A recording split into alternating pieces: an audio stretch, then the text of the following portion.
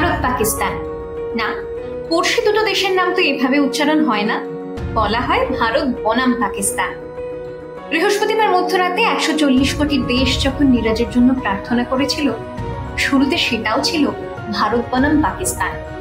কিন্তু খেলা শেষে কিছু হিসেব, কিছু ফ্রেম যেন এক রূপকথার জন্ম দিল। ছেলে দেশকে সোনা এনে দেবেন ভেবেছিলেন নিশ্চয়ই মা। যুগে যুগে মায়েরা তো সন্তানের সাফল্যই চান। নীরজ চোপড়ার মা সরোজা দেবীও ব্যতিক্রম নন। শুধু তফাৎ এক জায়গাতেই, নীরজের পাশাপাশি নাদিমও তারই সন্তান। কাঁটাতার পেরিয়ে মনের ক্যানভাসটাকে অনেকটা বড় করে ভেবে ফেলেছেন মাদার इंडिया। नहीं जान तो बहुत खुश है। हमने तो सिल्वर भी गोल्ड पर लग रहा है। गोल्ड उसका आएगा वो भी मारा लड़का जी, मेहनत कर सब जा रहे। थोड़ा दिन खराब, थोड़ा बहुत ज्यादा फाउल हो गए। कोई बात नहीं जी, ये तो तीनों हैं बच्चे के खिलाड़ी के। आप लोग खुश हो? कोई बात नहीं ना, खुश हैं जमा, पूरे खुश हैं। पिछली बार आया था तो फेवरेट खाना बनाया था। हाँ जी, फेवरेट खाना जरूर बनाएंगे। आओगा जी तो फेवरेट जरूर बनाएंगे।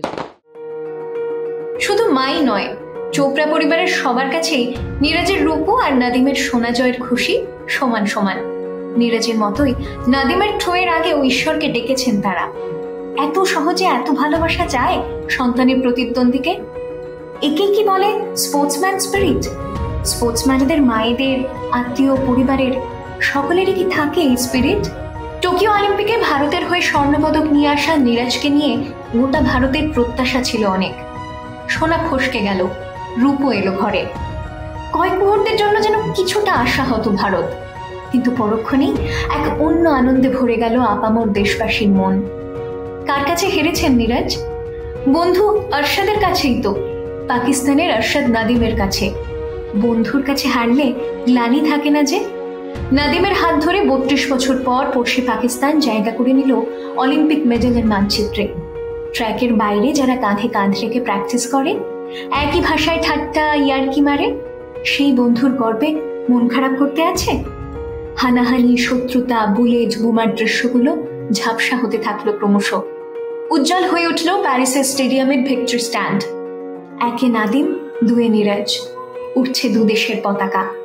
অলিম্পিকের জ্যাভলিনে সর্বকালীন রেকর্ড করলেন নাদিম। নীরজ এই অলিম্পিকের মরশুমে নিজের সেরাটা দিলেন। কার জিত, কার হার ভুলে গেল দুই দেশ। একই উপমহাদেশের দুই পাশাপাশি দেশের প্রতিপক্ষের বন্ধুত্ব তো জিতে গেছে ততক্ষণে, ট্র্যাকের বাইরেও, ট্র্যাকের ভেতরেও।